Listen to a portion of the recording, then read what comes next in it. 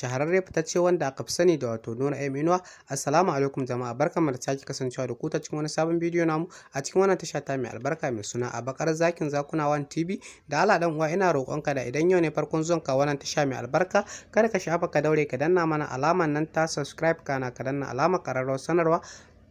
domin samun shirye-shiryen mu akai-akai da zarar mun dora. Sannan kuma idan ba ne farkon zuwan ka wannan tasha mai albarka ba, ina roƙonka da ka daure ka dinga mana share da like da comment a zuwa gurbukan ku na Facebook da kuma na WhatsApp, domin haka ne zai tabbatar mana da kuna bibiyar shirye-shiryen mu. Da fatan dai za ku biyo mu har zuwa ƙarshen wannan bidiyo namu domin jin yadda wannan shahararren mawaki wato Nura M Inuwa yake taka rawar gani, musamman ma da yadda yake fitar da shahararrun waƙoƙi akai-akai a cikin faɗin kowace shekara, ko kuma ce musamman ma da yadda yake kawo album guda biyu a cikin faɗin kowace shekara kamar yadda isa bakawa, wanda a wannan shekara ma dai da muke ciki ta 2023 mawakin wato Nura M Inuwa ba zai kasa gwiwa ba wajen ganin ya kawo